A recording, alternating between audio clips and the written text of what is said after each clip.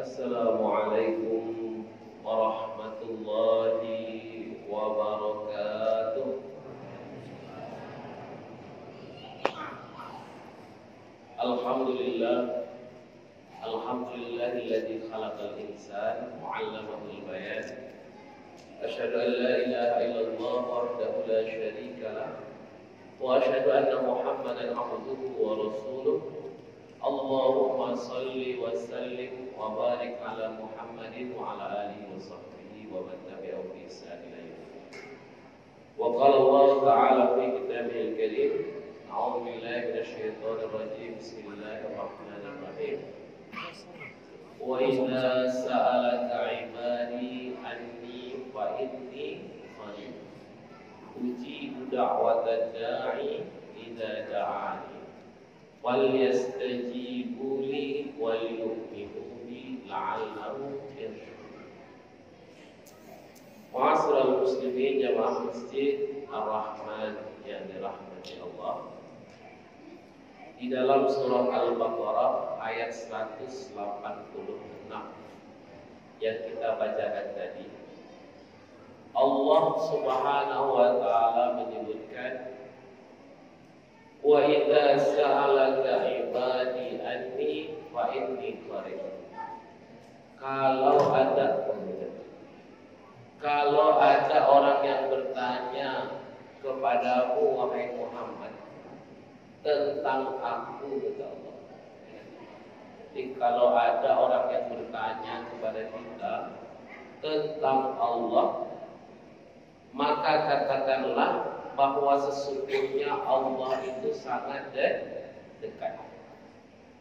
Bila ada orang bertanya mana Allah, Allah sangat dekat. Di mana Allah, Allah sangat dekat. Wa inni qarib ujibu da'watad da'i idza da'ani. Niscaya aku akan menjawab setiap permintaan manusia, mulai dari yang paling susah sampai yang paling gampang. Mulai dari yang paling gampang sampai yang paling susah. Mulai dari yang mungkin sampai yang tidak mungkin. Apa saja pasti Allah akan kabulkan. Ujibu da'watad da'i idza da'a fal yastajibu li wal yu'minu. Maka hendaklah semua itu meminta kepadamu. Jangan malas meminta, rajin meminta. Mana ni? Pesawat. Ma'asyiral muslimin jamaah salat tarawih yang dirahmati Allah. Ayat ini kata Ibnu Sairin sesungguhnya menandakan tentang kedekatan manusia kepada Rabbnya, kepada Tuhannya. Begitu dekat jarak antara manusia dengan Rabbnya. Tidak ada jarak sebenarnya. Ini yang disebut dengan al-anas ilallah. Anas itu maknanya mesra. Kalau bahasa kita sebut dengan jinak. Jinak itu sangat dekat. Kalau kita dengan hewan piaraan kita atau dengan keluarga kita lah, itu sangat dekat hubungannya, harmonis. Al-anas itu kita sebut dengan hubungan yang harmonis. Maka kalau kita sudah dekat dengan Allah seperti ini luar biasa. Ramadan ini mengajarkan kita dekat dengan Allah. Kalau saya tanya, mana banyak kita di masjid di Ramadan atau luar Ramadan? Di Ramadan. Mana lebih banyak sholat kita di Ramadan atau luar Ramadan? Di Ramadan. Mana lebih banyak puasa kita di Ramadan atau luar Ramadan? Di Ramadan. Mana lebih banyak mengaji kita, Ramadan atau luar Ramadan? Ramadan. Mana banyak melihat handphone kita, di Ramadan atau luar Ramadan? Di luar Ramadan. Kalau di Ramadan banyak lihat handphone bahaya. Di Ramadan ini mengurangi aktivitas daripada perbuatan yang tidak berguna. Apa sebab kita kurangi aktivitas yang tidak berguna? Karena kita sibuk dengan aktivitas yang berguna. Kata Imam Syafi'i itu, wa nafsak, dan jiwaku, kata Imam Syafi'i, fa illam tashtaghilhu bil haqq, kalau kamu tak menyibukkan dirimu dengan kebaikan, wa illa istaghlatka bil batil, maka niscaya dirimu akan disibukkan dengan kebatilan. Nanti terus besar-besar itu taruh di atas lemari. Kalau kita tak menyibukkan hari-hari kita dengan kebaikan, kalau tak menyibukkan hari-hari kita dengan hal yang bermanfaat, niscaya kita akan disibukkan hari-hari kita dengan kebaikan. Maka Ramadan membuat kita jinak dengan Allah Subhanahu wa taala. Maka kalau di Ramadan seperti ini, kita berkumpul seperti ini, silaturahmi seperti ini, dosa-dosa kita terampuni, maksiat menjauh. Kan kalau Indonesia ini baik, sebaiknya Ramadan aja sebanyak tahunnya kan. Maka tak perlu ada uang hilang 300 triliun. Atau tidak mungkin tak perlu ada anak pejabat yang punya Robicon ya. Karena dia sudah sangat dekat dengan Allah, takut dia, maka dia keluarkan betul uangnya itu dari perkara yang haram. Kata orang sekarang, kalau zakat itu dari yang miskin, dari yang kaya kepada yang miskin. Kalau pajak itu dari yang miskin ke yang kaya. Habis semua harta itu. Kenapa? Karena tidak ada rasa cinta dengan Allah. Tidak dilatih bagaimana dia punya kedekatan dengan Allah.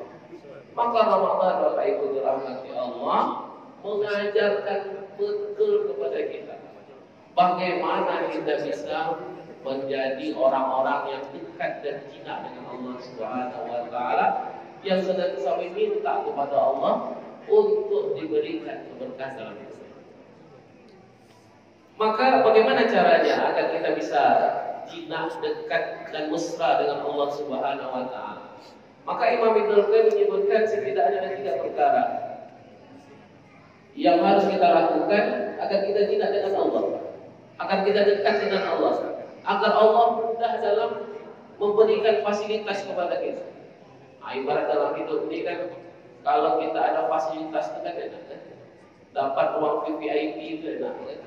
Dapat jalan tol itu kan sedap. Maka di dalam hidup ini, kalau kita ingin mendapatkan fasilitas jalan tol pun, maka kita haruskan 3 perkara ini. Insya Allah kita akan sangat dekat dengan Allah. Yang pertama kata Imam Ibnu Qayyim, al-istihla'u bidzikr. Orang yang dapat fasilitas mesra, dekat dengan Allah itu apabila dia sudah mendapatkan kenikmatan dalam zikirnya. Berzikir, tapi tak asal berzikir. Berzikir mendapatkan kenikmatan dalam berzikir. Apa maksudnya Ustaz? Zikir itu tapi nikmat.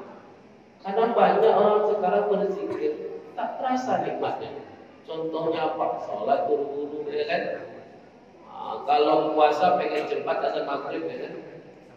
Contoh daripada orang yang tak menikmati daripada zikirnya kepada Allah. Kalau sholat tarawih nak cepat pulangnya, kalau baca Quran nak cepat selesainya. Itu contoh tidaklah mendapatkan istihlau ala zikr. Istihlau ala zikr itu adalah merasa manis dengan zikir kepada Allah. Dalam ayat Al-Quran Allah menyebutkan, wa man a'rada an dzikri, orang yang berpaling daripada mengingatku, kata Allah, berzikir kepadaku, fa inna lahu ma'isyatan dhanka, maka baginya hidup yang sempit. Orang yang tak mau mengingat Allah, berzikir kepada Allah, tak mau belajar melantakkan manisnya zikir kepada Allah, maka baginya kehidupan yang sempit. Wa nahsyuruhu yaumal qiyamati a'ma, kami akan kembalikan dia di hari akhirat itu dalam keadaan buta. Kemudian dia bertanya kepada Allah, qala rabbi lima hasyartani a'ma wa qad kuntu basira.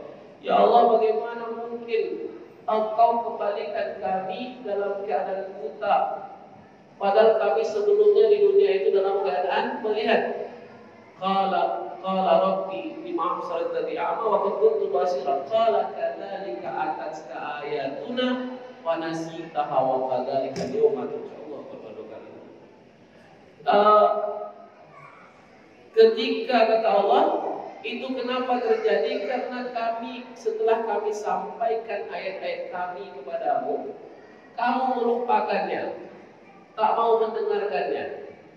Sudah kami sampaikan ayat kami, Al-Quran kami sampaikan, sudah diturunkan, sudah diajarkan di Masjid Ar-Rahman ini. Setiap subuh ada pengajian, setiap maghrib ada pengajian, kemudian kamu melupakannya. Wa kadzalika al-yawma tunsa. Maka di hari akhirat engkau akan kami lupakan, seakan-akan kamu tidak ada. Wujudu ka'adamiyah, adanya seperti tiada, tak dicegah oleh Allah. Kenapa? Tadi Allah berikan ayatmu, Allah berikan peringatan, Allah berikan petunjuk, kita mau mendengar. Wa kadzalika al-yawma tunsa, kata Allah. Pada hari ini tapi lupa lagi lah. Rasanya ke situ kan. Pergilah di padang mahsyar itu sendirian. Tak ada yang menengok situ. Tak ada yang menemani, tak ada yang bisa minta tolong, tak ada yang bisa minta syafaat, tak ada yang bisa memberikan kebaikan. Kenapa? Karena tak mau berzikir, tak merasakan manis dan zikir ketika beribadah. Ramadan, Bapak Ibu dirahmati Allah, mengajarkan kepada kita manisnya di dalam beribadah. Subuh lagi kita hadir di Masjid Ar-Rahman ini. Setiap subuh ada pengajian sini kan. Setiap subuh kita hadir, sholat subuh berjamaah, kemudian kita mendengarkan kajian sampai datang waktu suruh kita sholat, sambil kita berzikir kepada Allah, dapat pahala luar biasa.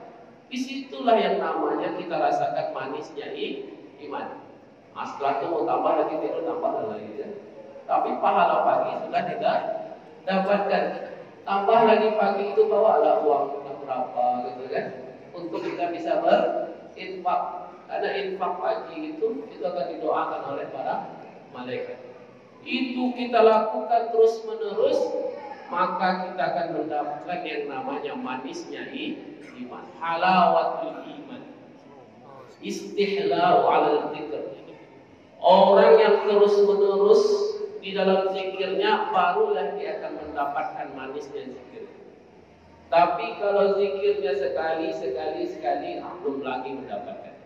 Tapi kalau dia setiap hari melakukannya, maka dia akan mendapatkan yang namanya istihlau ala dzikr, manisnya zikir. Maka orang yang sangat dekat kepada Allah, pertama dia akan merasakan manisnya zikir kepada Allah. Yang kedua, kata Imam Ibnu Qayyim, agar kita dapat mesra dekat dengan Allah itu adalah at-taghazza bis-sima. At-taghazza ini al-ghiza ini biasanya makan siang. Disebut juga lunch kalau bahasa kita ya, dengan lunch kan, makan siang. At-taghazza bis-sima maknanya kita mengkonsumsi, banyak mendengar. Apa yang kita dengar? Al-Qur'anul Karim. Syahrul Ramadan allazi unzila fihi al-Qur'an. Bulan Ramadan yang Allah turunkan di dalamnya Al-Qur'an, hudal lin-nasi wa bayyinatin minal huda wal furqan. Adalah petunjuk bagi manusia dan berbeda mana yang hak dan mana yang batil. Maka orang yang akan mesra, jadi kalau orang yang dekat dengan Allah, mesra dengan Allah itu at-taghazza bis-sima'. Dia suka mendengarkan kajian ilmu. Kalau tak mau mendengarkan kajian ilmu, jarang hadir di majelis ilmu, tak akan mendapatkan yang namanya manis dan dekat mesra dengan Allah. Tapi kalau hadir sering ke majelis ilmu, sering bermurojaah, saling silaturahmi. Karena silaturahmi ini Bapak Ibu, setiap malam kita silaturahmi di Ramadan ini, semua dosa kita insya Allah terampuni semuanya.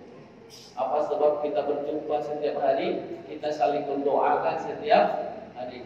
Allahumma ighfir lana dzunubana. Terus sama-sama gitu kan.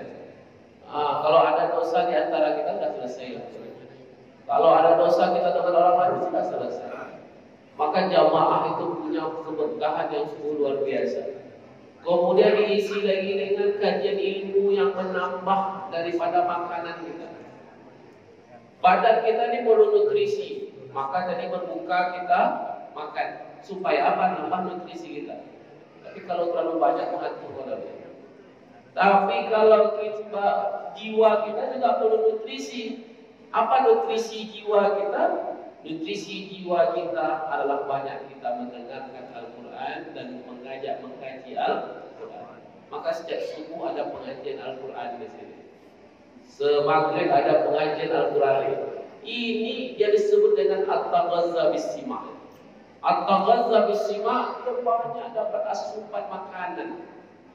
Semakin hati banyak dapat asupan makanan, bukan hanya badan dapat asupan, tapi hati.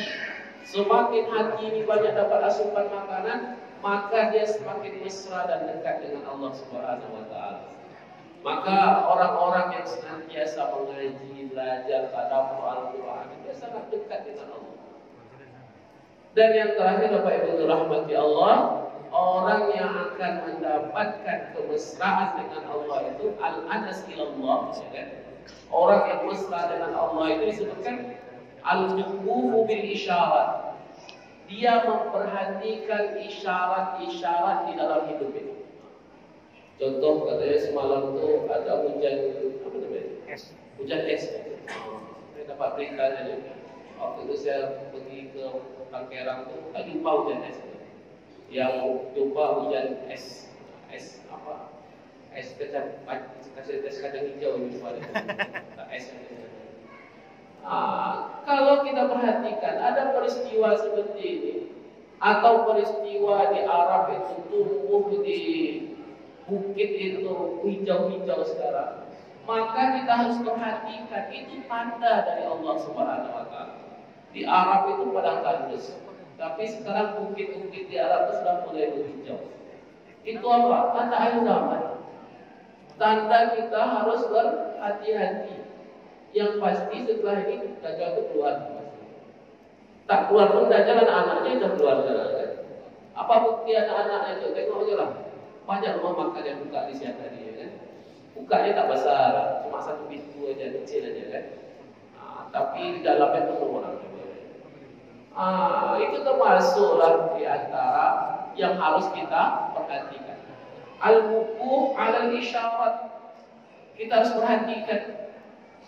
Maka kalau ada pertentangan, perdebatan di antara kita selesaikan. Maka tadi dibacakan oleh Warid yang luar biasa, imam kita tadi ayat pertama.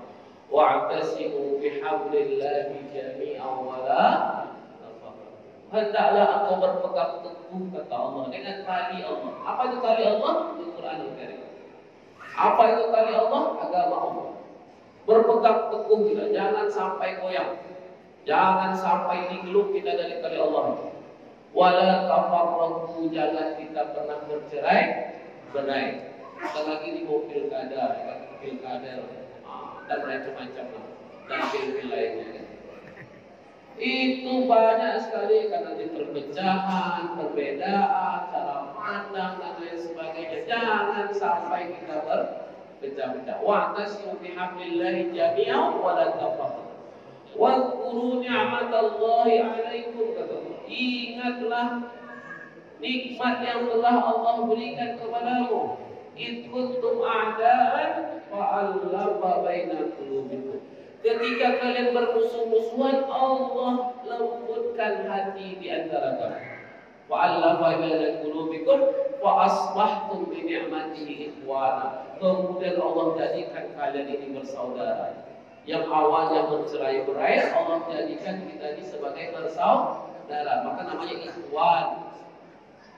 Ikhwanul muslimin, ikhwan, ya kan? Al-ikhwan di antara kita ini adalah saudara.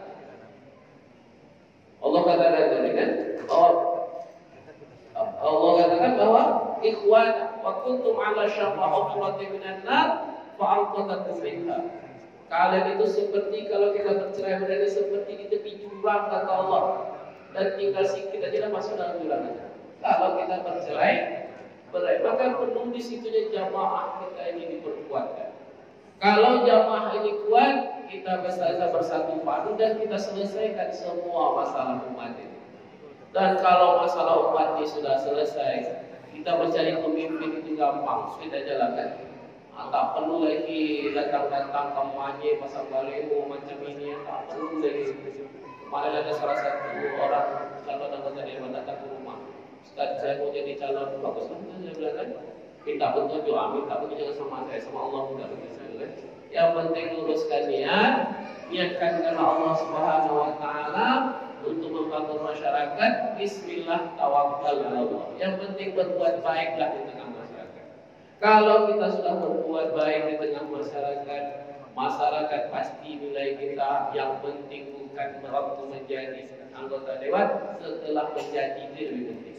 Karena bisa jadi kenikmatan yang dia dapat, rezeki yang didapat, amanah yang didapat merupakan cobaan.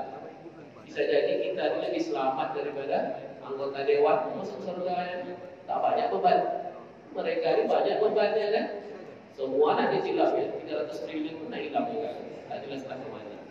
Allah. Makanya Bapak Ibu dirahmati Allah, kita perhatikanlah semua isyarat tadi.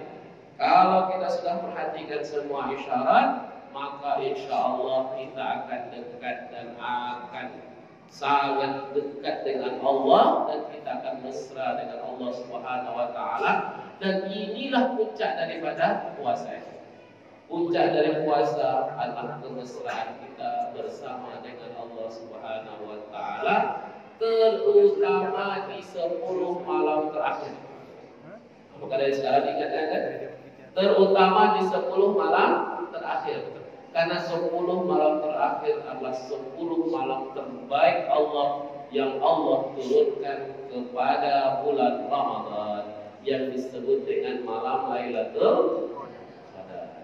Maka kita berharap kita mendapatkan kekuatan dari Allah, semakin mesra dengan Allah dimulai awal Ramadan ini sampailah nanti di akhir Ramadan kita mendapatkan anugerah keberkahan dari Allah berupa malam Lailatul Qadar. Nasrul minallah wa fathul qarib wa basyiril mu'minin. Wassalamualaikum warahmatullahi wabarakatuh.